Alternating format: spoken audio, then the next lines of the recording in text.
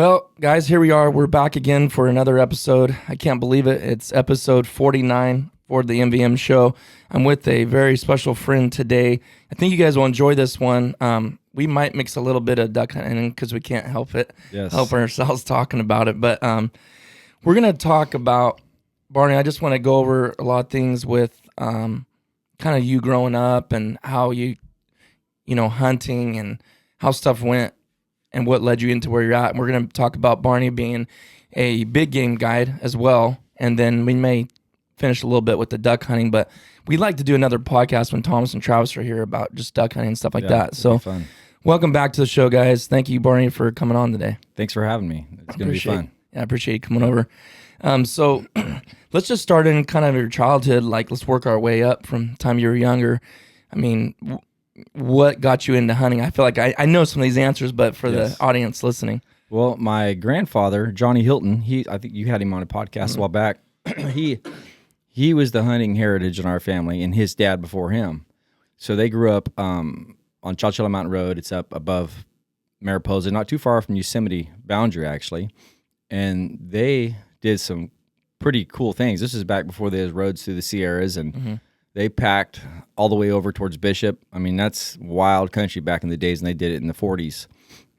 And so my dad and his dad, my grandfather, my dad's side, he's not really a hunter. He's done it a few times, but it's not his thing. So when my mom and dad got married, it really got my dad into it. So my dad was one of those, I was a lucky son that brought his kids everywhere.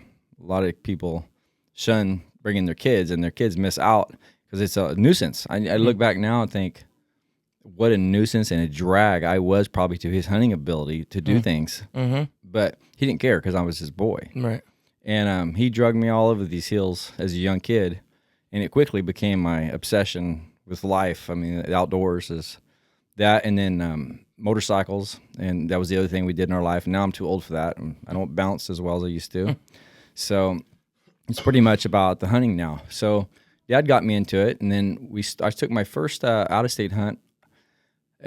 If I'm right on this, I was 11. I wasn't able to hunt. I just went with Dad. He brought me on an out-of-state hunt. Total nuisance to him because 11-year-old doesn't keep up with an adult very well. And we went to Colorado, and was out of Maybell, Colorado, not too far from Craig, which a lot of people know where that is. It's like a hunting. Back in the 80s, that was a really popular. It still is a popular destination. It's just hard to get tags now. Back then, you just went there and bought you a tag and went hunting. So, again, that was before I could hunt, but I got to go with Dad on these special trips.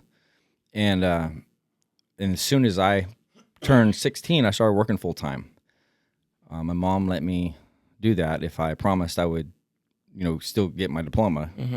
So the second I started working, that's where my money went into hunting, and I started hunting out of state every year, and I did that for the next 20 years. Every year I went at least one out of state hunting trip. Really? And it was pretty awesome. A lot of unsuccessful hunts because I still have.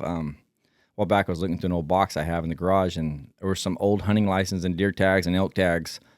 Mainly deer tags, because mule deer has always been my favorite animal, and from the 80s, 90s, and always had just a desire to hunt more than I could, than I was able to financially, and so the mule deer has always been my obsession on hunting. And well, anyways, my brother, he's 5 years younger than me, and I went nowhere without him, so he started going with me. And when we was I was 19 or 18, and he was 14 or 13. We went to Colorado. The two of us got in my little Ford Ranger. How old were you? I was either 18 or 19. Really? He was either 13 or 14. And Mom and Dad let us go. And these are back in the days when you had no pager, no cell phone. If you broke down, you had to wait for somebody to come find you. Yeah, no kidding. And now I think of these kids nowadays. I don't know any kids. Their parents would let them do that. No. But Dad kept his thumb on me big time with who I could hang out with. I mean, if he seen young people had issues, he didn't let me be around them. Just not without supervision from my father.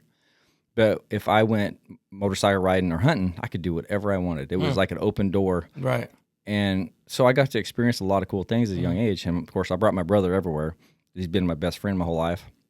And so went from that, and your dreams just get bigger with time. And in the early 2000s was doing better financially. Construction was going well around here, and my brother and I started talking. We wanted to do one big game hunt that was just one of those special hunts that cost money. Mm-hmm. And we had it narrowed down to a couple things. My dream was a backpack sheep hunt. And the other thing, of course, anything with mule deer is a dream. And we had looked at this one mule deer hunt in Sonora, Mexico, and they was getting some giants. It came down to kind of those two. But the backpack sheep hunt won out. And this was in the early 2000s. So my brother wasn't actually there. I was at the Safari Club International show in Reno, Nevada. And I started going to each one. I wanted a backpack. I knew that. I wanted to experience what a real true backpack. I backpacked in the Sierras a lot my whole life growing up. I was going to say, you had a lot of experience in that anyways. A lot of did it my whole life. But a whole nother level when you go to the Chugach Mountains in Alaska for a sheep hunt. So I talked to every single outfitter that offered a sheep hunt. Mm-hmm. Every one of them. And there's a lot of them, by the way. Mm-hmm. And not just Alaska. I talked to the ones in Yukon, Northwest Territories, Alaska. And it came down to two different ones. One of them was Mervin's Outfitting, Tim Mervin. Awesome guy. Still getting newsletters from him from all them years ago. Mm-hmm. I really liked him.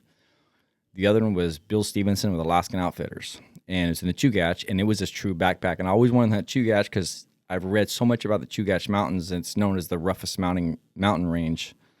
I know it's by far the roughest I've ever been in. And so I called my brother. Like I said, he wasn't there. I said, I found who we're booking with. And Bill Stevenson, this is when we met him. I can't remember the exact year. I want to say 2004 or 5. Mm-hmm. And, well, he was just a nonchalant. So a lot of these outfitters, when you go to them, they brag on themselves. That's fine. Mm-hmm. If you brag on yourself and prove it and you can back it up, that's all good. Mm-hmm. But what I don't like is when an outfitter starts stepping on someone else to make himself look better. Right. That turns me off immediately. And several outfitters I actually talked to, when they would do that, instantly I was done with them. I didn't want nothing to do with them. And Bill Stevenson was just one of those guys that just won you over immediately. You thought, this man's more honest than you can even imagine. Just a good guy. Mm-hmm. So called my brother. I said, I found who we're going with, and we booked a sheep hunt. And originally, my dad was going to go too. It ended up being he couldn't go. But Johnny and I got to go on a sheep hunt, a backpack sheep hunt. Cash Joyce was our guide. And just amazing how going there, you think, I'm pretty tough. I really got in shape for it, and I've always kind of been in shape. And you go there and you realize that you're nothing compared to that guy. Mm-hmm. He's like on another level. Really? But a lot of it is mental. You find that out later. Yeah. No matter where you are physically, the first time you're faced with a backpack sheep hunt in Alaska, and that Chugach or anywhere for that matter, it's a mental challenge like you've never been put through physically. Because when your body and your mind is saying you're done, you have to find something else in you. Mm. And so, anyways, Johnny and I both was able to get sheep. And the outfitter really liked us. Now he's a personal friend. Cash Joyce the same way. Since Cash Joyce has went out on his own, he has Vast Alaska as his outfit. And my brother actually works for him. And I work for Bill Stevenson there. So that was our start in Alaska. That's how it started. I didn't know that. Yeah. Wow. You guys have been around there for a while then. Yeah. So Johnny got to God before I did. I fell off a roof and really messed my back up a bad and had a pretty serious back operation. So that was a couple year hiatus from anything strenuous for me, and I had to really work myself back into it through a lot of exercise and prayer. Well, tell us about that. Tell us about the whole situation. Well, when I was 20 or 21. You guys got to know, sorry to interrupt you, Barney, but you guys got to know that this guy, for you that are watching on YouTube channel, by the way, if you guys don't know, if you're listening to this, we have the MVM show on YouTube now with actual live video of the podcast, and it seems to be going over well. But tell them what you've benched, Barney. Well, actually, tell them how tall you are, what your weight is, and what's your max bench. I used to be 5'7", probably not that tall anymore. I'm 49 now, and when I was 37, I weighed 184 clean. I mean, I never did nothing. I took protein, but I benched 405, And yeah, that was pretty cool. At 185. 184. 184. Yes. Holy The very next week I did it again. I weighed 185 and I did 405 again. And then the following year I actually was strongest I've ever been. And it was right before I fell off the roof and messed my back up. Oh, that was all the same time. Yeah, it was a year later. Wow. After I did that. And I actually went in the gyms. I was really good at reps. I trained high reps. That's what I always did. I did 315 for 15 reps, 13 reps, 12 reps, 10 reps, and then 275 for 17 reps, then 225 for 36 reps. That's my best bench I ever had. That was its own feat, that 225 for 36? Yes. Holy cow. Yes, but I was at the end of a workout. It wasn't fresh. That was the end of a workout? Yes, Holy end of a cow. chest workout. So, Good grief. yeah, I always thought I should have, back when I was tougher and younger, I should have tried 40 because I think I would have got it. And that's no touching the bar. If somebody touches the bar, I don't count it. Right. But Wow. But Okay. I have a lot of lucky abilities. I have short arms, and my family's naturally strong. It just comes. Yeah, in my you guys family, are all yeah. freaks. So Technically. that we're not very big, but we're pretty strong. So I have I'm lucky on that part. Yeah, that's So. crazy. So what now, the roof situation? So I hurt my back originally when I was 20 or 21 on a motorcycle. I used to ride motorcycles all the time. That was my other great love. I liked it equally with hunting at one time, actually. Wow. It was just a passion of mine, and I liked going fast. And my dad was better than I was, always have been. He's, in my opinion, I've never seen a rider. He's equal if you put him just anywhere. I'm sure everywhere you can find someone better in that one area, but he can ride a bike in any way. I don't care where, and he can keep it because they're all different kind of styles. We rode a lot more like hare scramble styles. Dad actually did a lot of hill climbs too.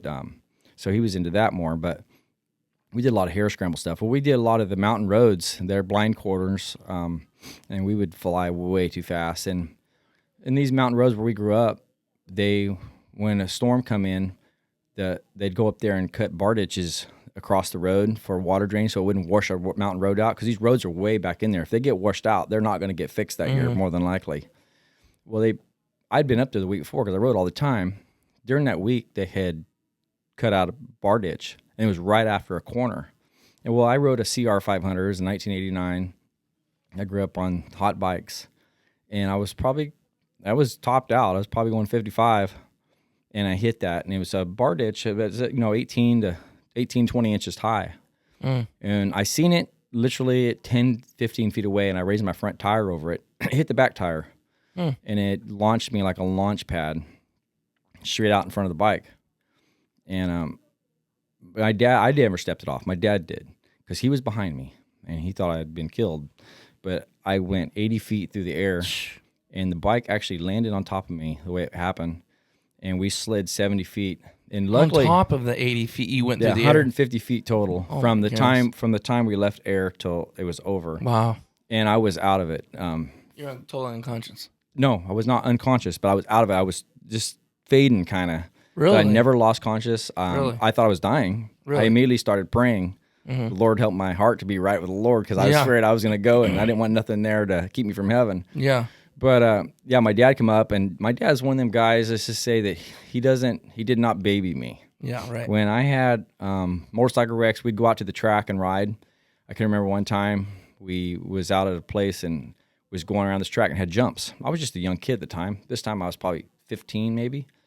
And he would push me. And I want no one in the world I ever wanted to please and show I was good more than my dad. He'd push me. I got arm pump so bad. I went over this jump, and when I hit the ground, my arm pump was too much to handle on the handlebars, and I hit my chest. Mind you, I'm 14, maybe 15. I don't remember for sure, but somewhere in there. At that time, I was riding a KX80, a Kawasaki, and they were hot little two-strokes back in the day, mid-'80s, and went over the handlebars, knocked the breath completely out of me. Couldn't even breathe. Dad comes there, no concern at all. He says, "You okay?" And I don't want to cry, because the last thing you want to do is cry in front of your dad. I would have cried probably if he wouldn't have been there. But it's funny because I remember this as plainly. He goes, "You okay?" I said, Yeah. He's "It's all right. Well, you just go on back to the car and get your breath back." And he just got on his bike and took off. And it's funny because now, if the grandkids did that same thing, he would have picked them up and carried them back to the car and left the bikes laying there. Yeah. But so Dad didn't baby me. But saying that, on that motorcycle wreck when that happened, I've never seen concern like that with Dad, because he thought I was dying also, and it affected me for the rest of my life, because that's when I hurt my back originally, and So seeing his face like that made you like, oh, this is bad. Yes, I My knew. dad's acting like this. Yes. And were you like on the outward though? Was there anything like, I mean, probably road rash and all that stuff, but like, would you break any limbs? So I had on, of course, riding boots. I had all the gear on. The gear, okay. And heavy coat, because it was wintertime. So I was prepared, I had gloves on, goggles. Yeah. Back then, old timers would know this, but I wore a Bell Moto 4. That was the helmet. I mean, it was top of line. Yeah, it was at that time. Now it'd be junk. But anyways, the helmet had gashes in it. I still have the helmet. It's absolutely amazing, the gashes in it. It would have split me wide open all over the helmet. But one of them was right in this area. It was a horrible gash. I don't know if it was hit a rock. I don't know how it happened, but it was unreal gash. It was a beautiful helmet when I fell. And then my boots, some way or another, they got caught in the chain, and it actually just scarred. I remember hard, heavy duty leather boots, and it rashed it up, like just chunked it in places. But anyways, long story short, that's what started my back issues. And exercise, I've always been into, not recently I've been exercising, but I've always been into exercise. So do a lot of exercise, back exercise a lot. That's what helped you, huh? Yeah, and I work hard. I've always worked construction, so that builds your back. At the same time, it wears you down, because now I'm kind of feel like a old has-been at times. But anyways, I started off that. I'd go to the chiropractic care. I don't know how I would have done it without chiropractic care. Really? And then I fell off the roof anyways, and when I fell, I immediately knew something was wrong. I told my brother, this is crazy, but I actually felt the herniated disc squirt out. I could feel it, just really? Like weird. Okay, so what would, explain that kind of a little more detail. Like, a lot of people probably don't know about framing, and I doubt a lot of guys frame like you guys do. These guys hustle. These guys don't mess around. I've worked with them. I've framed with them, and I didn't know nothing. I'm just trying to look busy. Yeah. But I've always idolized you guys because you were insanely fast and hard workers. So I idolized that. I appreciated the hard work and effort. So were you on the top plate?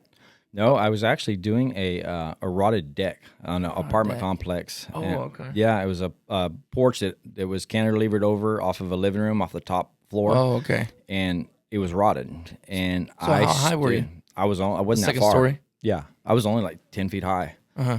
But it was the way I landed, because I fell off the roof numerous times in my life and never did nothing. But that time it got me, and I already had back issues. How'd you land? So what happened was when I fell through the rafter, one arm caught around the one rafter, so it yanked me sideways because one arm threw it, and that jerk motion, I think, is what did it. Oh, that's what did it. I think so. I don't. Not even the hit in the ground. I think it was the jerk motion. Just that you imagine a force like that. I'm standing there, and all this, the next thing I know, I'm falling to the ground, and that one arm catches.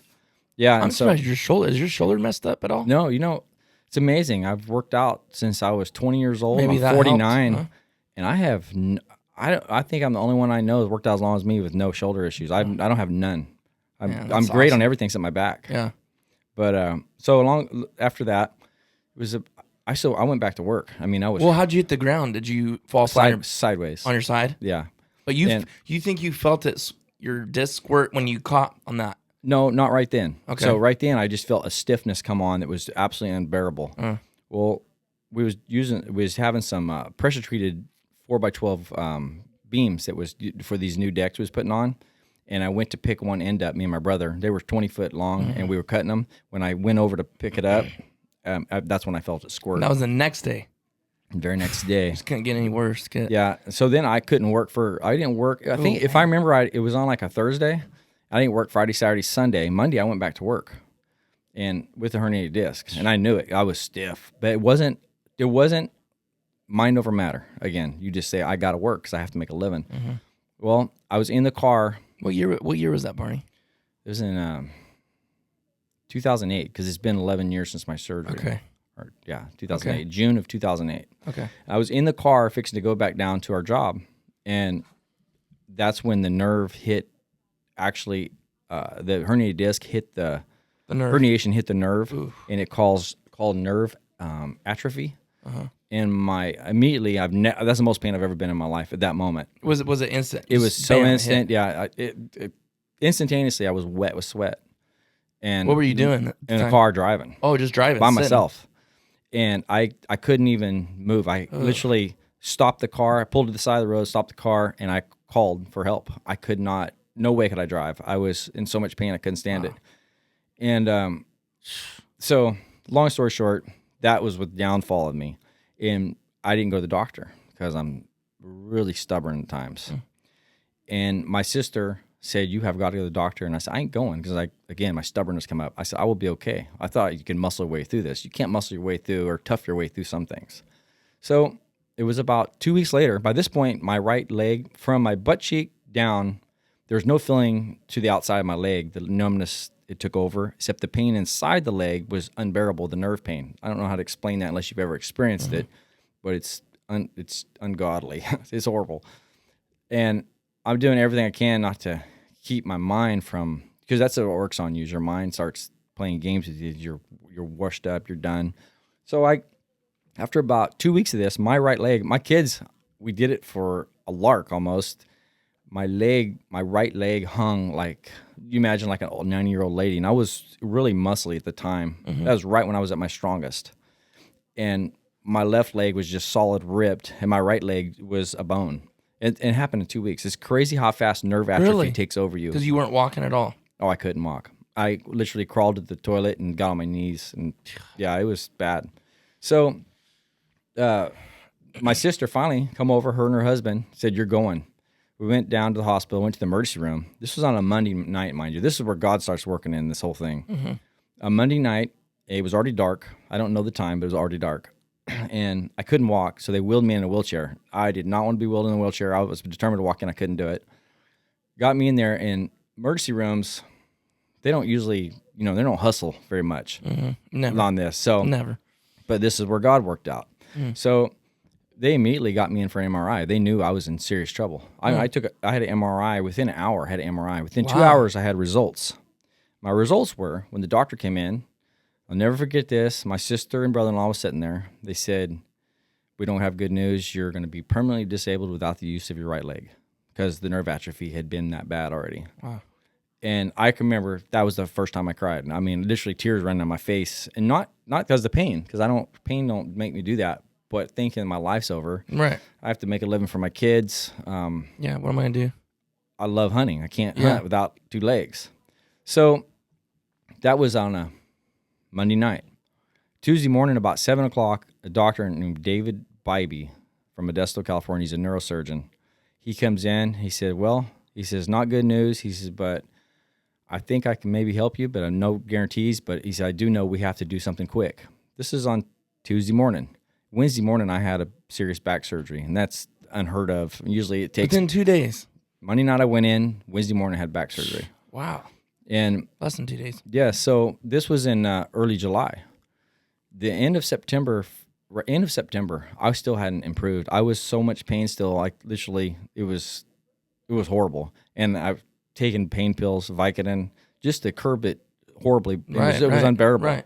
Then you start thinking, you worry about getting addicted to all this junk, but the pain wasn't going away. So I went back had another MRI done, and they told me I was going to have another surgery. At that point, I was my low point, thinking I had to go through all this again, and I didn't see no hope. Because at this point, I laid on bed all day, couldn't do nothing, and that's really tough on me. So my church, one night after church on a Wednesday night, probably 50 people come to my house, and they prayed over me. That's on a Wednesday night. I had a doctor appointment that Friday back with David Bybee. And Friday morning, we would go to the hospital, or go to not the hospital, but his deal. And that morning, I woke up Friday morning, I felt different. I went in there, I told Dr. Bybee, I said, "I'm telling you, something's changed in me." And I told him about them praying for me. And it gives me chills thinking about it right now. And I don't know he professed to be a Christian, but he knows there's a higher power. Right. And long story short, I didn't have to have back surgery again after they told me I was going to have it again. Wow. And I started slowly coming back. And I had no feeling from my hip down still, but eventually all of a sudden I had feeling down to my knee. Wow. And the nerve atrophy in my right calf, this has been 11 years this June, is still, my right calf's an inch and a half smaller than my left one. My right big toe is dead. Just permanent damage. Yeah, it's permanent, but everything else is Your fine. what toe? My right big toe. Your right big toe is dead. It's dead. It's no feeling at all. Really? Now. Yeah. And that was from that. Was that making it weird to walk and stuff? Not now. I don't even But notice at first it was a little bit weird.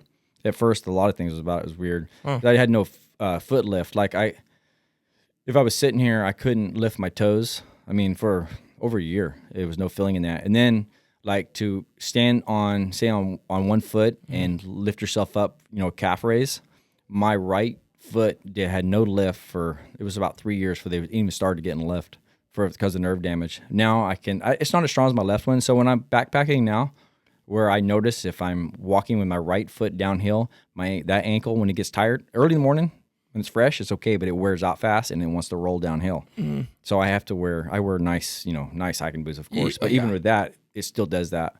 So my left one never rolls. It's solid as a rock. And my right one, I have to be careful, especially when I have a heavy load on me, which you do in Alaska, obviously. Yeah. But yeah, so that's where I'm out and back. And then I did a bear hunt on the Alaska Peninsula 2 years ago, and I didn't have a packer. And my hunter was a great guy, older gentleman, and it was a really hard the bear died. It was in the tundra, and the tundra is like, if you've never been in it, it's never one step the same as the next. It literally rolls back and forth, and it died in about an 18-inch little indention there. Well, these bears weigh well over 1,000 pounds. Even in the springtime, this bear did. I couldn't get it out of that hole. There was no way, and he couldn't really help me. So I had to skin it out and dissect the bear, basically. Skin it off one shoulder, cut that shoulder off, skin off the hind quarter. So that's why I did it. Well, it took me 5 hours. Usually that shouldn't take that long. It was raining really hard the whole time, and I was by myself. It was the most brutal skin out. It was just awful. And then we couldn't get the what was left of the carcass, just the body with no legs and no head. I couldn't even get the carcass off of the hide, and that took forever. I was so physically drained at this time. By this time, it's like 1 o'clock in the morning. And then I have to put that thing on my back and carry it back to camp. Well, long story short, because of all my back issues, I have disc problems. Mm-hmm. It really went downhill after that. Then last year, it was last January, my back started just really hurting. It was a year, 9 months after the bear hunt or whatever. Mm-hmm. And I went in and had another doctor appointment, found out my L3, L4, L4, L5, and L5S1, the disc are degenerative. They're down to much, so I was having a lot of nerve pain again. So the options again were pain meds, surgery, or they have this, they can do like an epidural shot, mm-hmm. or they can do a nerve block. And you don't know which one. Obviously, I didn't want nothing to do with meds. To drop back a minute, whenever when I felt like the Lord touched me back 10 years ago, I was taking Vicodin just to cope. Mm-hmm. And you start playing your minds that you're going to get addicted. Mm-hmm. I can remember plain as day, said, I'm not going to take a Vicodin again. So I didn't, but I didn't throw them away. I kept them in my counter because I wanted to see if I had an addiction problem. So I wanted that there to tempt me if that was the case. You got hurt, yeah. I still have that vial of Vicodin. I know they're way outdated, 10 years old, but just as a testament to the Lord's help. Yeah. And I never took another one. I took way too many Advil, ibuprofen, way too many. It's a nerve. It kind of quiets the nerve down a little bit. Right. But anyways, jumping back forward, so my discs were pretty well gone, so it was making them nerves fire off again. And I'm telling you, you just can't deal through nerve pain. It's pretty unbearable. So I started looking at my options, and I wanted the nerve block. So they go in there and do a test run. They put a numbing agent. It's a long needle, and they put it in your back and on the nerves around the disc. For like 3 hours, I had no pain, so I knew it was the right procedure. So I went in June. It was early June, and did one side. Then June 26th, did the other side, and they punctured me with nine spots with a hot needle, and they burn the nerves in two, and then that just quit sending the signal from you having your problem. Still have the problem, and one of these days I'll have to address it. But I can do anything. I just have to be careful. Like if I put a heavy load on, I can feel it pretty quickly. Really? Yeah. Like I told my outfitter in Alaska, I can't carry the bear hides this year. He's going to get me a packer. This last year, was that bear? Is that yes? Okay, so I heard about that. That bear really hurt me. You just pushed it too far. I did. I was already exhausted just skinning it out. So you know now you're not going to be messing with that no more. I can't do heavy loads. Yeah. Them days I'm old anyways. 49's kind of old for carrying heavy loads up there. I mean, I know there's guys that do it. Well, yeah, but Barney, we all know you have nothing to prove. But I know you as a man inside yourself. You I don't care. It's not about that. That's who I am. But yeah, I mean, then again, you don't want to be crippled. For the rest of your life. But so the fact that you can do what you're doing with those background stories is incredible. Like you said, a testament to God's touch and help, because definitely. What if you didn't have that? You probably would be on Viking and maybe something even worse. I'd be very unhappy. Yeah. If you took out now in my life, it wouldn't be happy. So that's powerful. So you've been with that same outfitter and now you work for him. You guys go up there every year. What's kind of the rotation or system you guys got going on with that? Johnny works for Cash Joyce went on his own. He has his own place called Vast Alaska, and Johnny he works for him all the time. And I still do. Johnny's did a lot more in Alaska than I have. Yeah, and we're gonna get him on here too, guys. Yeah, Barney's brother. He's crazy tough. He's done some things that's tougher than me. Yeah. But anyways, it's just a blast, and it's a love-hate thing. There's times when you're there, you would rather be anywhere but there, and the second you're not there, you think I'd rather be there than anywhere. It's just pretty amazing the things we've got to do. We get to live $1 million lifestyle on peanuts. Basically is what it is. These hunts are crazy expensive. These bear hunts on the peninsula are, anywhere from 30 to 35,000, depends on the outfitter. And that's something that I never would be able to do. But I get to go and experience everything. It's just amazing. What's one of your most memorable grizzly hunts? My last one was that one was cool. So my hunter was from Texas. He's obviously a very wealthy man. He's been to Tajikistan for Marco Polo. He's been to Russia for snow sheep. He's killed several brown bear in Russia. He's killed inland grizzly. He's got polar bear mounted life size in his house. All these animals are mounted life size in his house. I've seen pictures. Man has been there, done that. He has done it all. But still, yet he comes to Alaska, and sometimes you'll hear this more than others, but I felt like this guy really meant it, and he said it was his favorite hunt he'd ever been on. So I always cherish hearing that, because that was his number one animal is bear. That's pretty awesome. Yeah. And we seen this bear early one morning, and it was probably 2.5 miles away. It's springtime, they're chasing sows. And anytime you see a sow, you're going to find a boar. Really? They're going to be smelled. They're going to be. What time of year is this? This is May. May, okay. Yeah, we'll be going up there this Are they May. the biggest at that time? No. It'd be more winter, huh? A fall, they get heavier. Okay. But they're still huge. When I skinned that bear out, I would guess that the fat layer on his back, on his butt, was 4 inches minimum. Still, I mean, this is after spending a whole year. We're hunting them right after they come out of hibernation, so they're not put on a bunch of fat yet. They're just out there. All their mind is at first to get their system moving, so they start eating grasses to get their stomach working again, because they're going to go. A bear is like nothing else, and they go in hibernation. Their body can shut down. Their heart rate shuts down to nothing, so they don't use their fat content up near like anything else would. And when they come out, they have to get their stomach working right properly, and grasses do that. They forage just like cattle would almost. And before they can start laying heavy meat in there. Yeah, yes. Okay. And then all their mind is on the sows, and they chase sows, and that's what they do. So we've seen a couple big bear, and this one was huge. And we've seen it across the canyon, and Hunter wanted to go after it, but these bear, they can cover distance at a rate there's no way you can. And the alders are so thick when you get in there, you can't see anything.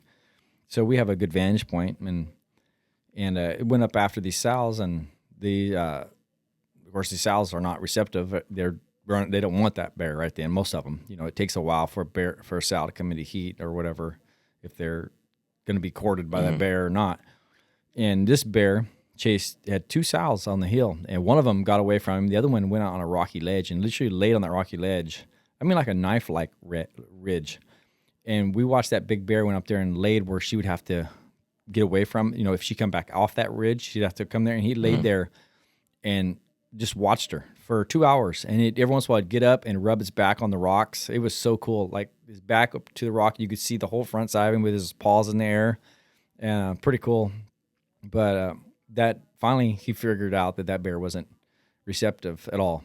So the first sow that had left came across the canyon. And these bear trail in Alaska, they use these things for could be thousands of years, the same bear trail. These bear trails in Alaska, they can be literally a foot, 16, 17 inches deep. It's pretty amazing. The bears use the same trails over and over. That deep, huh? Yeah, it's That's unreal. Crazy. It's crazy. This year I need to get some pictures of that because I never. It's because of bear. Yeah, it's all not bear. like a deer or anything. No, it's bear. Wow. There's moose here, some caribou, and bear, but mostly it's bear country. Wow. A lot of bear. Most brown bear I've ever seen in one day on the peninsula. I seen 14 different bear one day. Nothing uncommon to see 5 or 6 a day. And it's pretty amazing the amount of bear. The bear density is ridiculous. So, yeah, these bears don't get hunted hardly. I mean, and any bear, like if you, for instance, 10-foot bears are thrown around, you know, or a 28-inch skull or whatever. If you get a big bear like that, a bear that's 8.5-foot bear, he's literally better watch his back because that 10-foot bear, if he catches him, he'll kill him. They don't want competition. And the same thing with a sow with cubs. If a sow has like 1-year-old cubs, because they let them go at 2 years. If they come on a sow with 1-year-old cubs, if they can kill those cubs, they will, because it brings the sow back into heat. Oh, really? So that's how quick? I wonder. I don't know how quick it does, but I know that is why he does that. Yes, he'll kill I always them. thought it was just because just their aggressive nature. I didn't realize it was that. He wants that. He wants that sow, and that sow's not receptive. Huh. Yeah, so it's pretty cool. But we crazy. watched that when that first sow had left. She had crossed the canyon and came across where we were. I mean, came across probably 150 yards from us and circled up around us, and we watched it walk right by us. So when all of a sudden I seen that big bear turn and start going down, I knew right where he was going. He's going to follow the other sow.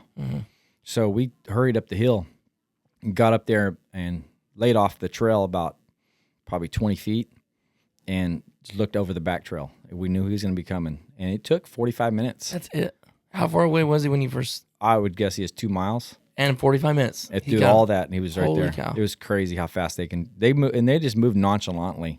To back up a little bit, when I first seen them sows, there was another good-sized bear trying to court them, and this big bear come up there, and that 9-foot bear, whatever he was a big bear. He was acting all aggressive, and he had the high ground, and he was pawing at the ground and making little mock charges. You know, not very close. He knew better.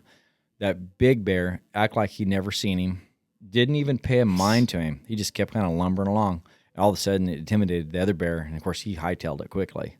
But them big bear, they ain't none of the ones. They're the king of the mountain. I'm not worried. You're not worried about nothing. How do you when you're looking at something 2 miles away like that? How are you knowing that it's as big as it is? You know, it's like anything you're watching. When you see a true giant, if you've done it very much, you know he's a true giant. Like I can see a mule deer from so far away. You're not gonna know the score. I ain't saying that, but you know it's a giant mule deer from some non-typical outfitters where I guide some of these deer. You're glassing 2+ miles away at times, and you know when you see a big animal, you know, and that's kind of the way it is with bear. Like for someone that doesn't know though, how would you say? How would like for a bear or a grizzly? Because obviously they don't have antlers. Yes. Which I know there's ways for that too, but just for a grizzly goes, what are you looking at?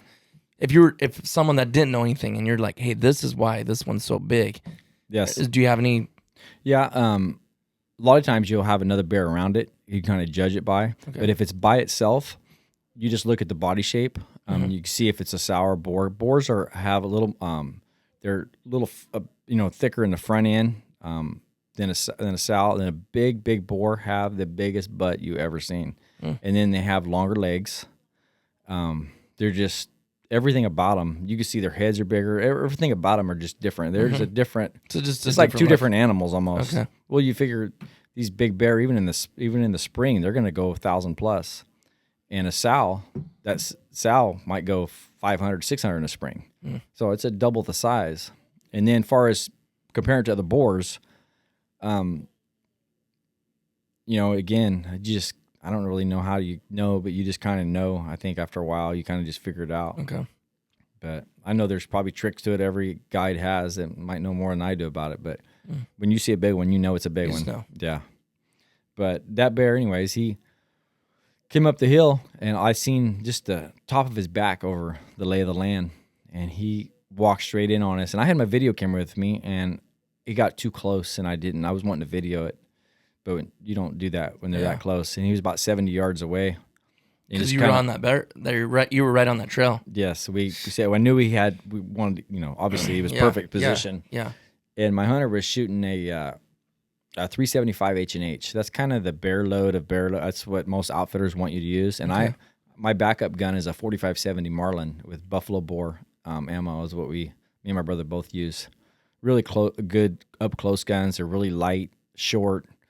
Just for protection more. You're not going to shoot long range with them, but that's not what you have them. You're not there to shoot the bear. You're there to make sure it don't get you. And so I didn't put my video up. I should have brought down where we was spotting from. I had a little tripod, and I should have brought it up there and set it up on a tripod. Didn't had it playing. I didn't. I didn't think of that. So missed out on the video. But I did get, him walking up to the bear afterwards. But anyways, he's laying there. We're laying prone across there, and I have my 4570, ready. It's loaded and ready. And he puts the first one in it.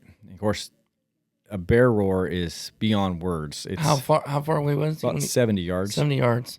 Yeah. Okay. And when a bear roar is just absolutely it's almost like it hits you in the chest. It's just like guttural, low. It's low, and when he shot it, she made a nice shot. That thing spun, looking for what had bit him or hit him. Yeah. He didn't know. He has no idea. But he's looking for something. So you don't want to be drawing no attention to yourself. So we're laying down. He didn't see us, but he's spinning. I tell him, put another one in him, and he shot him again, and it dropped him. And then the bear started getting back up. And he shot him the third time, and it was it for good. He was shooting Barnes bullets. I can't remember the grain, but it was Barnes bullets, I know. But anyways, when we went up there, it's pretty awesome. This man's done everything. He's what he's got to do in hunting, I'll never even dream of doing all this stuff. And he's sitting there with tears just running down his face and telling me, I've never got a trophy like this. And, I don't know that some hunters don't say that often. I don't know. Mm-hmm. But it was pretty genuine at the moment. And it was a really special time. And we stayed in contact ever since. I actually just was texting him a couple days ago. Earlier this week, I was texting him. So, he's wanting to come back with his son and have his son do a hunt there. So we'll see what happens. But pretty cool, though. It's an exciting deal. And that's the way we got our start in Wyoming is Johnny. So in Alaska, you have to have 60 days in the field as a packer, free of charge. You don't get paid for being a packer in Alaska. So they weed out people that just on a lark wants to be a guide. Okay. You have to put your time in to be a guide in Alaska. So it's a lot of time, especially when I had a family. A lot of time to go up there and put 60 days in the field. So it took me several years to get my time in because I just go up for 2 weeks at a time because I can't afford to go up for 30 days or 60 days at a time without getting paid. So anyways, I was kind of behind the ball game because of my back. So Johnny became a guide before I did. And up there, he had a packer that wanted to be an Alaskan guide, and now he's an awesome Alaskan guide. And his name's Britton Russell, and he's a good friend of Johnny and I's. And he was Johnny's packer. And they got to talking when they was out on their hunts, and Johnny told these are mule deer, and he said, that's me and my brother's favorite animal. I mean, of all the sheep, whatever it is, I love sheep hunting, but there's nothing like a big muley. I think it's the hardest trophy there is to come by. But so they got to talking. He said, I work for a company called Non-Topo Outfitters. Well, Non-Topo Outfitters in my opinion, the premier high country mule deer, the type of hunting we do. There's places you can go out and ride in a car on private property. This is not private. This is all national forest. It's really rugged terrain. Our hunting's is 8,000 to 10,000 feet. You get in there by horseback. So it's the type of hunting we like. And he told Johnny, so I can get you a job there because they're always looking for good guides. So that's the way Johnny got on Topo Outfitters, Rob Wiley's the guy that owns that, and then he got me on. And I just we've been there for. Last year was my seventh season to guide for non-top outfitters, and I really like it. Now I think we've been there. Johnny and I. There's only one other guy's been there as long as we have. Wow. You're the veterans now. Yeah, we're the old guys, but it's cool because you get to know an area really well. Yeah. Yeah. How long? I mean, and that takes about that amount of time to get to that point you feel. Or I don't think you ever totally learn will. it. Yeah, you're constantly learning it better. But yeah, I don't think I'll ever feel like, oh, I got this figured out. It's hunting. It's not killing for sure. So, being a guide like that, what is like? I don't know how's it changed from being the hunter to being the guide as far as just the mindset, and do you still kind of run things how you would hunt if you were hunting? Is that kind of how you guides do it? Yes. So when I first become a guide, you're a little bit unknowing how to work. And the longer you become a guide, you realize you are there for a reason, because most of them are not. Alaska, you can't hunt bear or sheep without a guide. That's law. So Wyoming, most people that come hunt don't know the terrain, don't know where to go. They don't know how to judge these deer like you do because you've been hunting them forever. And so, yeah, I take control. Everything's done the way the guide says, because you have to keep the hunter safe. You have to see their limitations. Every hunter's different. I've had hunters that literally their limitations it was pretty drastic, and it makes it really tough it's a lot better in Wyoming if you come there prepared physically. And it's still probably tough, huh? No matter what. Yeah, it's hard. You're walking. There's like hardly no way to train. I've never felt like there was a good way to train to be fully ready. It's mental. Yeah. So like I said, when my first Alaska sheep hunt, I went there and my butt got whooped mentally. But you were in good shape. I was in shape. I was as good a shape as I've ever been going on an out-of-state hunt. I trained in our high country in the Sierras. We went on backpack trips at 10,000 feet, but it's different. It's just flat out different. It's more rugged. You're pushing harder. There's money involved. Like, I'd never been on a hunt more than $1,000 in my life, and all of a sudden you're going on these expensive sheep hunts. The pressure of money becomes a big deal when it's all the money out of your pocket. Mm-hmm.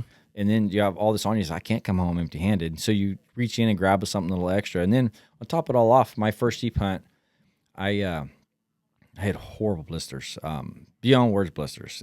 My feet blistered from my big toe to my heel and all in between, the whole bottom. It was an August. That's a mind game right there. Yes, it was mental. The water there is all glacier water. Mm-hmm. So it literally just unthawed. Any water you put your hand in or feet in or whatever is just not. It was ice yesterday, basically. So it would be so painful. I'd stick my feet and just let them soak in that, and it kind of kill the pain because it numbs your feet completely. Your feet just go numb. But it was brutal. My first hunt. I've learned how to take care of my feet much better now. Really? Knowing to stop and take care of them when you first feel something. When I first started, I said I hiked up here, but never in the terrain like it was in the Chugach. And now, when I first feel it, I'm stopping. And what are you doing to eliminate? I would like to know. One thing is buy high quality boots, which I had good boots the first time. Okay. There's several different boots out there that's really good. For me, the ones I'm using now is a Crispy Guide. Really like it. I've used the Kenetrek Mountain Extreme. I've used the lowest sheep hunters. But the Crispy Guide fits my feet better. And that's what it comes down to. Everybody's feet are different, and you have to figure that out. The Loa is a little tight in my toe bed. My foot is feel a little more cramped on my toe. I can't stand when my toes are cramped, side to side. The Kenetrek, I typically got a little bit of heel slippage. No matter how much I cinch my boot up, I'd get a little heel slippage, and you start getting heel blisters. The Crispy Guide, for me, my heel locks in place real well, and I got toe room, so that my toes don't feel like they're crammed. Because if your toes are really, really tight side to side, then you're side hilling, them things almost get bruised. They get really touchy. Besides the blisters, there's a lot more to it than you think about that. And then how you tie your shoe too. Okay. So when you get in extreme tough country, when you have a backpack on, you tie your shoes up so tight that if you were just sitting there, your feet will go numb in just a few minutes. I mean, I tighten them up as tight as I possibly can. Then there's a couple of tricks on how you cinch the shoestring in at your heel part, So you have a different locking spot right there. So you basically cross it like you're fixing to tie your shoe at your heel, and you lock that in place like really, really tight. So that way it's its own separate tie off spot. Okay. So then, because that's where your issue is when you get into the really tough country, is you want your heel locked in. Okay. And then you can loosen up your shin as you want it. But when I get in tough country, especially when I have a heavy pack, my shoe is so tight. When I sit down, immediately shoes and socks come off. Dry your socks out. Let them air dry for a little bit. Because sheep hunting is, bear hunting is like a lot of sitting. I mean, it's like most people describe bear hunting in Alaska as 99% boredom, 1% pure adrenaline. Because when it actually happens, there's nothing like the adrenaline when the big old monster bears by you. But the rest of the time, you're just sitting back and watching. It's exciting to me, but obviously I wouldn't do it. But you're just sitting. And sheep hunting, you're just hiking from spot to spot glassing. I mean, just nonstop. And in Alaska on the bear hunts, you have a base camp. You actually have a nice stand-up camp, Cabela's guide tent. So you just hunt out of that spot. You're hunting a big draw is what you're doing. You're just waiting for the bear that you want to come out where you can get it. Alaska, your camp's on your back, and you don't have a base camp really most of the time. You're going from day to day with everything on your back. So you're always under a load.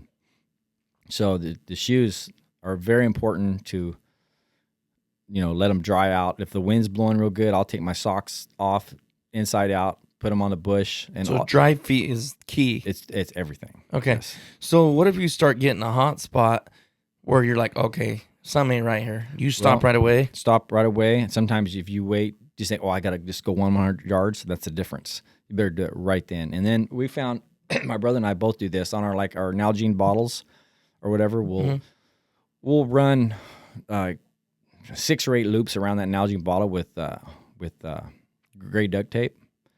And when you start getting a hot spot right off the start, you take that tear off piece of that duct tape and put on where you think it's getting hot, and that will really help your feet a lot. Yeah. So duct tape is really. I know this seems small to you, but these kind of questions you don't think about. People don't think about. Those are key. I mean, that can make or break your hunt, right? Yes, it does. Feet. I would say in Alaska, feet are probably the biggest thing that can break your hunt on them serious sheep hunts, because your feet's what goes. Yeah. If you there's a point you just can't go anymore, right? Well, I mean, if you mess your feet up that bad. Again, you will, because you've spent so much money. Yeah, that's true. Like, money will make you do things when you're spending a lot of money. Well, but I mean, even the hunter won't do that probably, huh? A lot of times. Some hunters will quit on you. But for the most part, Alaska hunters, for the most part, are tough because they've already experienced something.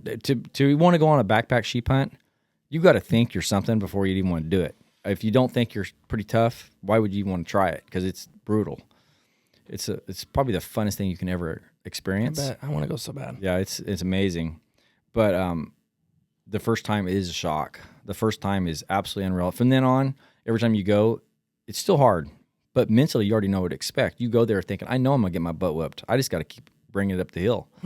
But the first time, you're like, oh, my God, this is ridiculous. I don't know how this is as fun as I thought it was. But it's always cool when you get away from the mountain and you think back of the memories. Okay, grizzly hunting though, is grizzly hunting not the same way? I've never hunted interior grizzly. My brother has. He's hunted it up in the Brooks Range, north of the Arctic Circle. He's hunted grizzly a lot. Okay, so you're talking about completely different places where it's real tough. Okay, yes. Sorry, what were you saying? The Chugach Mountains are crazy rugged. Okay. Yeah. Sorry, I cut you off from something you were going to say. No, the down the peninsula, anything's rough in Alaska. I don't care if it's flat. It's tundra. Tundra is rough. What it is, every single time you take a step when you're walking across tundra, your ankle literally goes one way, the other way, or you're walking and your toes are jerking up towards you, or they're going down because you never have flat footing. So it's not like you look across there, it's like walking across the road, you think, until you walk it and you feel, wow, walking on this tundra on flat ground's harder than walking in our Sierras a lot of time straight up a hill. It's draining. The muscles, the first few days, like from your knee down, your calf muscles, the muscles down the side of your calf and all that, they are screaming. You can't replicate that in any amount of training you ever could do. I've never seen any training for it. And again, it goes back to mental. Yeah. Mental is everything. If you lose it mentally, you're done. No matter, I've had hunters that literally physically they weren't all that, but mental they were tougher than boot, and they just keep going. Then I've had hunters that you look at them when they walk into camp, oh, this guy's gonna go. Mentally, he checked out and he was nothing. So it's all about the mind. It's all about the mind. This is gonna be hard to shut off because I know you can talk and I can talk, but we'll just let's talk about a sheep hunt, maybe one of your best sheep hunts that you think of, and then maybe we'll finish with some duck hunting. Well, I want to talk about 2 different sheep hunts. Okay. So the 2 sheep hunts, in my opinion, are the funnest things I've probably ever done in my life. I think these are the top 2 hunts of my entire life. One, so this area in Alaska and the Chugach sheep tags are extremely hard to draw, mind you. It's like you are hitting the lottery to draw one. My grandfather, who is my hero, the toughest man mentally I've ever known. In my opinion, there's no one like him mentally. Physically, he's so far gone that even at this time that he shouldn't be able to do it, but he did it because he's mentally tough. He drew a sheep tag in the Chugach Mountains when he was 80 years old. And my brother and I got to be his guides and packers and spotters, and we got to do a hunt in Alaska with our grandfather. He's 80, mind you. Yeah. And my brother was on another sheep hunt in the Brooks Range. So my grandfather and I started up the hill a couple days before my brother was there. Alaska, right? In Alaska, in the Chugach. Okay. Yeah, right out. I don't know if anybody ever checked. You can see where the Matanuska Glacier is. It's not too far from the Matanuska Glacier where we walk up. And you can kind of look on Google Earth if you want, and you can see how it's just brutal. And when you come off that river, off the Matanuska River, it is the most thick, brushy alders. You're just thinking this is the least fun thing in the entire world to do. So we take off, my grandpa and I, and just a testament of how tough he is. He 80 years old. He has, again, he's been there, done that. He's probably, of any of my family, no one's got the big game that he has. He's took some incredible animals. Yeah. We take off up there. Of course, we're going slow because he's 80 years old. But I'm thinking the whole time, man, I know some teenagers that would already wimped. He doesn't wimp. He just keeps going. I asked him, I don't know. I came in probably every hour. I'd ask him, Grandpa, are you okay? And he said, I'll make it, Barney. He said, it's just going to take me a little time, but I ain't quitting. We just kept heading up that hill, and 2 days later, we finally get up into sheep country. And we have Hilleberg backpack tents. What elevation are you starting at? It's low. In Alaska, it's low elevation. It's and then sea you're level, going, pretty and much. you were going up to how? Where he got his sheep was like 4,500. Okay. Yeah. So, anyways, we get up in our area where you just start breaking out of the alders, and it's the high alpine look, and it's beautiful. Blueberries were everywhere. It is amazing blueberries. Like legit, where you can eat them? Oh, they're the best. Really? You never even imagine how good they are. Even heard of that. So when you go to Alaska, you get on this blueberry kit because it never happened. You can't buy them here like that. And when you come home, you go to find blueberries. Yeah. They're nasty. They're that good there, huh? They're that good. Really? I didn't know that. But I brought, this is crazy, the Eagle brand condensed milk. Yeah. Make for homemade ice cream. Uh-huh. I carry cans of that up there. Oh. And I bring little packets of sugar, and I fill my cup because I have a little titanium cup.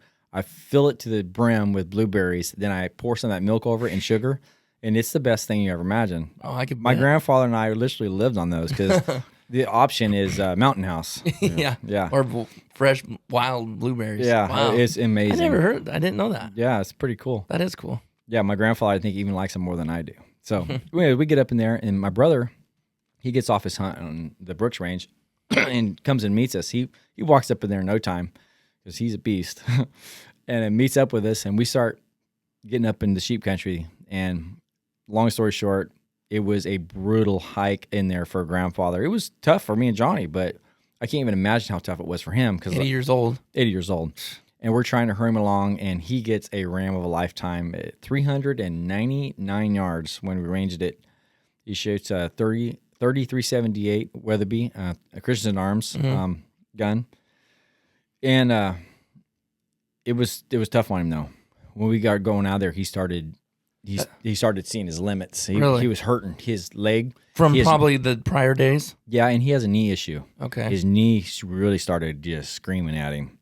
and we actually getting out of there was tough on him because his knee hurt so bad. But we cut it up. Anyways, that was probably one of my favorite hunts ever to get to do with my grandfather. Can't beat that. And it came at a time in all 3 of our lives we'd had a kind of a family tragedy almost, and it was a healing process for us. I remember us all 3 sitting there when he got his animal, sitting there crying together and thanking the Lord, and something that we needed as a family. Yeah. And to do that with your hero, you can't beat that. So that's the one. My other one, crazy thing is, I have put in for tags. I used to put in for tags all the time. I had quite a few points on a bunch of states. And when I fell off the roof, I didn't make no money for a long time. I had literally went under because I couldn't work. And if you lose, like if you have points built up in states, if you skip 2 years in a row, you lose your points. Well, I skipped because I didn't have no money to pay for more points. So I lost all my points in all these states. So I've never even started building them back up. I just guide now. But I put in, my outfitter in Alaska called me before season. He said, "Are you going to come guide for me this year?" This was 2017. And I said, "Yes, I'll be there." He said, "All right, I'm putting you in for the draw." I had no idea, nothing about it. All of a sudden, I got an email on my phone that I had drew a coveted, they only give out 2 tags, mind you, sheep tag in Alaska. Well, immediately, my mind starts whirling because I took sheep first time back when me and my brother first went up there. But I thought that was the only sheep I'll ever get because I can't afford that. Yeah. Well, he put me in for this tag, and I draw the best tag in the state of Alaska, basically. When they auction these tags off, because they do the governor's tag, the governor tag goes for, $100,000+. This is the area they go hunt. So this is a prize tag. Yeah. So I my What's your odds? Do you know what the odds actually were? I do not know the odds. Curious. Yeah, I don't know. Okay. Because they don't have a point system in Alaska, so they you can't could put do in it for 10 years. It just depends how many people put in for it that year. Okay. You could put in for and 10 they only years. give 2. They only give 2 That's out-of-staters. insane. Yep.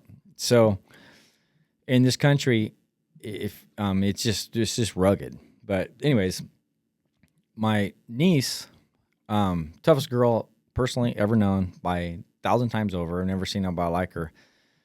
She has guided with me in Wyoming for quite a few years. She can walk with any guy. She can spot, no joke, behind a spotter. I'll put her up against anybody you'll ever see behind a spotter. She's absolutely amazing spotter. The patience that she has behind a spotter is ridiculous, and that separates a lot of people right there. Because patience is everything as a guide. So her and her husband, they both wanted to do stuff in Alaska. Her husband's a young guy. He's 24 now. He's at my toughest day I've ever had. I'm about a quarter as tough as this man. This man's beast. He's literally freaky. It's almost scary. He whooped me with both arms tied behind his back now. But he's like my boy almost, because Courtney's that special to me. She's mine. And they went up there 2 weeks before. And so anyways, even though I have a guide license in Alaska, I have to have a guide, because if you're not a resident, you have to have a guide in Alaska, even if you're a guide. So we did it as a family thing. My brother's going to guide me. Courtney and Jacob goes up there before, scouting for me and cutting trails through the alders where they went up through. You couldn't have went through without making a trail. It was literally that tight, not with backpacks. They just catch up on everything. So they were there 2 weeks before. And plus Jacob getting his guide license, so he wants to put his time in. Well, you put your time in. They went there and stayed a month straight, him and Courtney. And so when we got there, they had the trail cut in. They had already been up to the high country, and back down. They had a base camp. How far can you move in a day cutting a trail like that? That's got to be insane. Not as far as you think, because it's so hard. Because they're like, 100 yards, 300 yards? No. You mean cutting a trail? Yeah. I don't know how far. How far can you move in each day? Yeah, I don't know how far they did that way. I don't know that. It's got to be hard. Yeah, it was very hard. They're tough. But I do know this: when me and my brother got into base camp, the first day, we spent the night we have a Cabela's stand-up tent, and then from there we go out. It's all backpack out of a Hilleberg tent. We started up the hill. We gained a little over 4,000 feet elevation in one day, and it was a brutal day because you have to carry your water up there. There's no water on top of that mountain. Once you get out of them ravines, how much water are you taking? I brought 180 ounces. Oh wow, that's a lot of weight. That's heavy, yeah. Yeah, it's heavy. That's ended up being really heavy. But if you don't go, if you have to walk off there, you just don't want to go back up again. Yeah.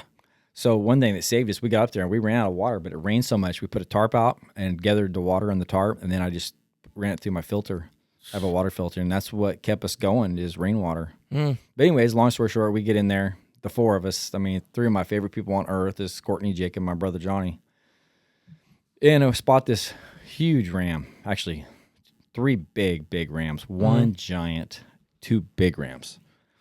And we tried to figure out how we was going to get to it. We couldn't come up with a plan. It was so open. And what kind of sheep is this, Barney? This is Dall Sheep in Alaska. Dall, okay. Yeah. And what the one your grandpa shot was Dall too? Dall Sheep, yeah. Okay. In Alaska. Not like a lot of people, I've told them about Dall Sheep. Oh, yeah, my so-and-so went and got one in Texas. Well, that's totally different kind of sheep. There's, they call them Dall Sheep, but they're not Dall Sheep Alaska.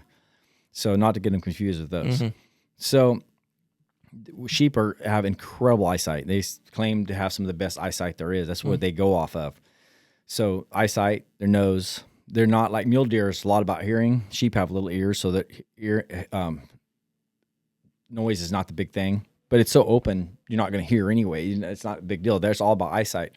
So we started trying making a plan on this thing, and we had to go down a really rugged, crazy rugged ravines. Anyways, get there. And the way we'd move, as the fog cover would go over the sheep, we'd move. When the fog cover would move, we'd stop. And we did this all day and got within range. Got up there and we never offer a presentable shot. So we backed out. And we didn't bring our camp with us that day. All we brought is little bitty fly tarps. Let me tell you, that was a rough night. We, all 4 of us huddled underneath there. It was freezing cold, raining like crazy. And we're huddled under these little bitty old tarps, all 4 of us.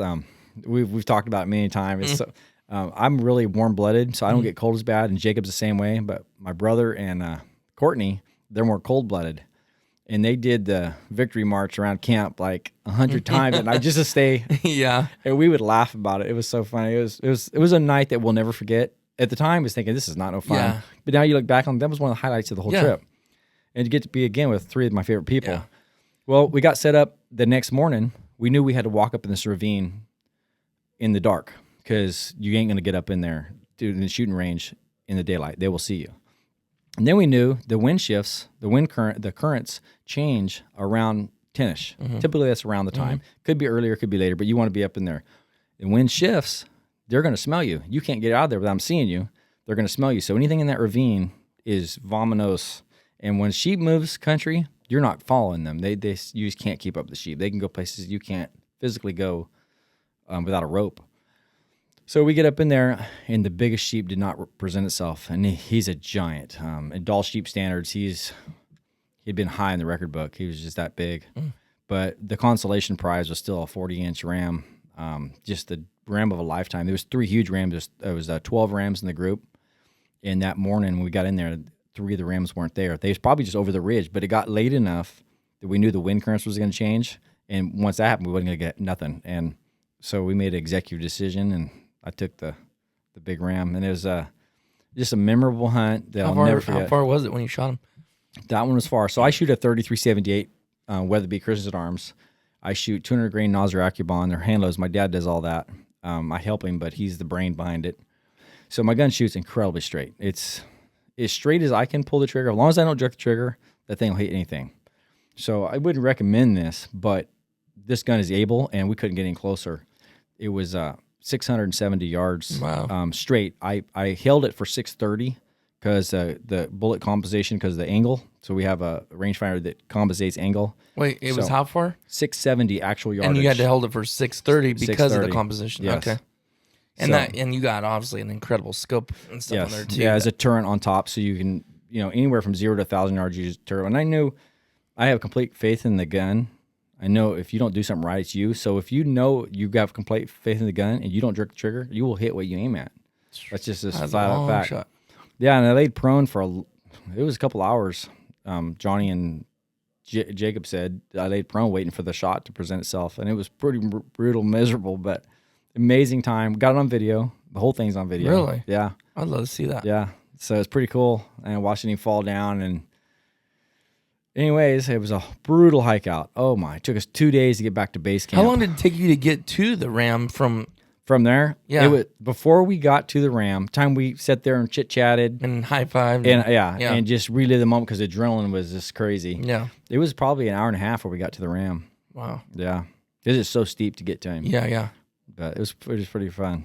That's cool. Yeah, memories that you'll never forget, and you just dream about having one more of those type of trips in your lifetime. I know.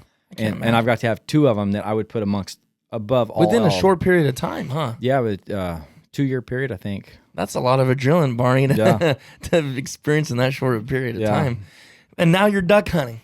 And duck hunting has got me, oh my. The experiences that this guy has had, and then to know, that just proves how awesome duck hunting is, because people were like, I don't know if you ever did, but there was several that were like, oh, duck hunter, you're shooting a dumb bird out of the sky. No, I never said that. No, I don't think you did, but No. I've heard some others do, which is funny. I mean, it doesn't matter. We always talk trash. We've known each other our whole lives. Yeah. So that's in our nature to harass and pick on each other. But what in the world? So After experiencing all that. I want to tell you a backstory on that. So I grew up. Travis is one of my best buddies since we was little kids. I'm 2 years older than Travis. He got into duck hunting. He was a young kid. Yeah.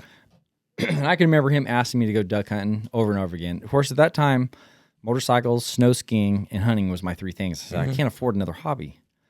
And I honestly never thought that it could possibly be that fun, because I quail hunted, dove hunted. I enjoy it. Yeah. But it's not addiction. I do it because I like it, but not addiction. Like big game hunting is an addiction. Well, all these years, here I'm 49 years old, could have been duck hunting since I was a teenager, and I didn't because I didn't think I could afford another hobby.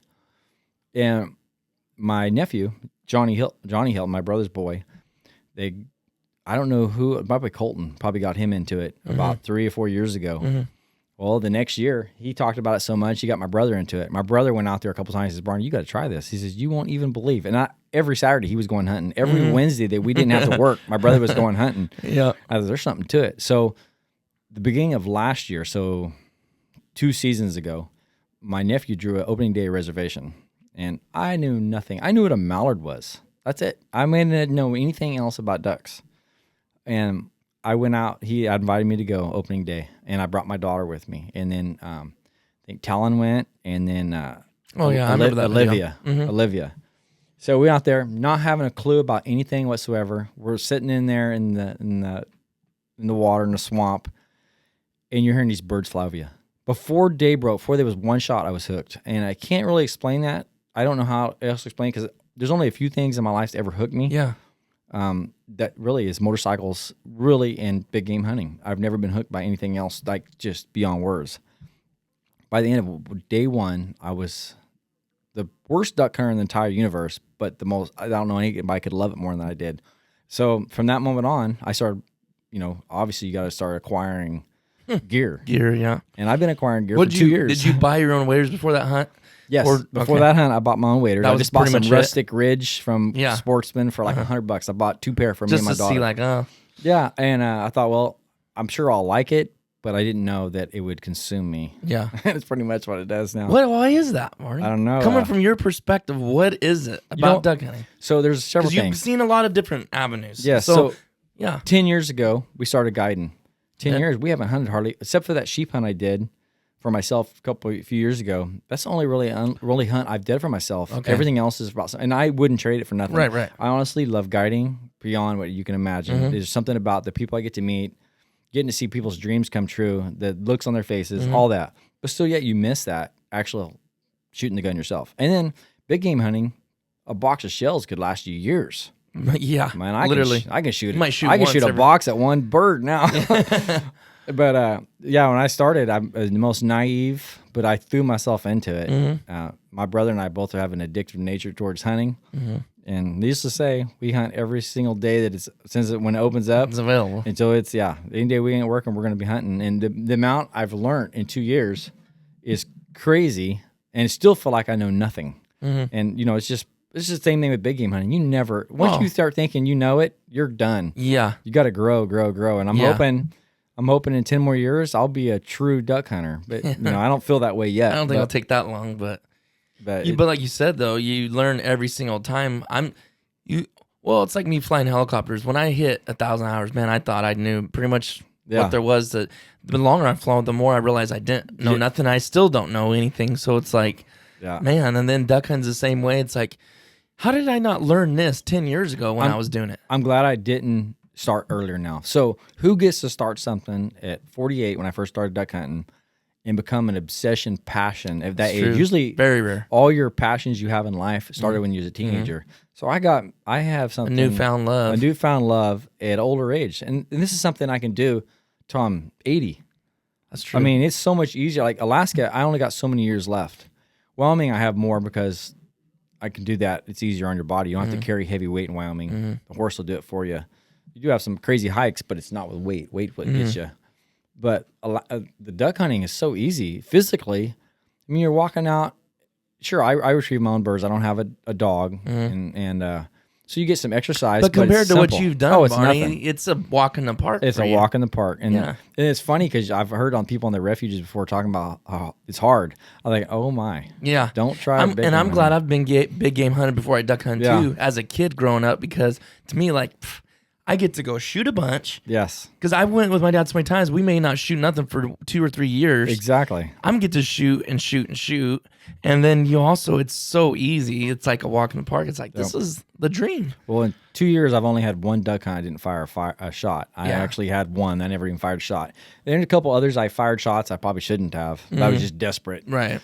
But I showed restraint on one hunt this year, and I didn't fire a shot. And I had an opportunity, but I thought I was going to circle in a little bit closer. I was calling them and having fun. Ended up going home with not even firing a shot. It was just an afternoon. It happens to all of us. But like you said, that's one day out of you go spend all this money, go out of state. Yes. And not making it even sound better or different, because those experiences are priceless and worth it too. But it's just kind of a nice little bonus feature of it, Matt. It's a blast. But Travis is the one that I would have to say, thank God for Travis. Yeah. Because if it wasn't for him, I don't know that any of us would ever got into it. No, we wouldn't have. And now look at our group of people. We have a duck hunting group that's 20 plus strong. And we have tight knit. Yeah, we're all buddies. We've been buddies. I've known you since you was born. Yeah. I've known Thomas since he was born. Travis, I don't remember when he was born, but I've known him my whole life. Yeah. I stayed the night at his house. He stayed the night at my house with his kids. Right. And then all these guys, though, we're all been best buddies our whole life. And now we have this Marco Polo chat between about 20 of us. And during duck season, that Marco Polo chat is literally like lit up all day long. Now it's went dormant. It's dead. It's dead. There was someone replying to one the other day. It was like 4 days after. I was like, man, that would never happen during the season. No. Yeah. It's kind of sad. I know. We don't want to end on a bad note, Barney, but I know. But now we got next year to wait for. And when I got my first gun, I bought a shotgun for myself because I had me a little quail gun that I used, but it wasn't good what I wanted for. It was just a little 20 gauge. What I wanted for his pump, what I wanted for duck hunting. So I got one, and my daughter Shay really got into it. So I ended up giving her that one, then I got me another one. So we both have our own guns. Those are sweet guns too. Those Franchi Affinities. Do you have the Franchi Affinity Elite 3 or the other one before that? I have the Franchi Affinity 3.5, and Shay has the Franchi Affinity 3. Okay. Yeah, Shane has the new Affinity. The Elite. Yeah, I don't have that. That's that 20 gauge I bought. I love that thing. I bet you the 12 gauges. Oh, it's really nice. Have you felt Shane's? Not Shane's. I haven't. It's incredible. Yeah. I love that other one. They design those guns so well. They do. And what made me want to buy it is I knew you guys had it and you liked it. Yes. And then Jake has one. Jake, he left it over here for a little bit. I don't remember why. And I kept throwing it up, and I'm like, man, this shoulders well. Yeah. Everybody on the YouTube channel was like, you gonna start only shooting 20? You're getting away from your Browning A5? I said, no, that's my baby. Like, I will always love an A5. Yeah. Like, I just always like that humpback. Yeah. But it's fun going out there with the 20 gauge. Sometimes it really is. Yep. But anyways, well, we can literally talk all day. Like, I know we could, but I appreciate you coming over again, Barney, and really enjoyed it, sharing your stories. But there's so many. We didn't scratch the surface. Barney has incredible stories, and I'm proud to call him my friend and also brother in the Lord too, because it's a privilege and honor. So. We was at church last night till 11 something. Yeah. Then we went to In-N-Out till 1 in the morning. Yeah. So, anyways, it's I'm very blessed and fortunate to be surrounded by the people I am, and I'm glad to have him on here. His grandpa that we talked a lot about in this podcast came on, and I couldn't tell you right now offhand what episode that was on, but you guys got to go back and look up for, I think it's called The Legend with Johnny Hilton. I think that's what's called, the legend. And we're going to have him on again. I want him to talk about some of those hunts in his Alaska or Africa trips Yes. with the line. That's crazy. But anyways, so many things to cover, guys, so many stories. And this family, the Heltons, have a lot of past and a lot of stories and crazy adventures. But we're going to end this one today, guys. Thanks for listening. If you haven't, check us out on Spotify, Stitcher, iTunes, and all other podcast platforms. If you like to watch visual too with the audio, you can check the YouTube channel out, the MVM Show. And if you don't mind, leave us a rating and review down on iTunes and let us know what you thought of this podcast and any of the prior ones. And we thanks for listening, guys. We'll see you next time.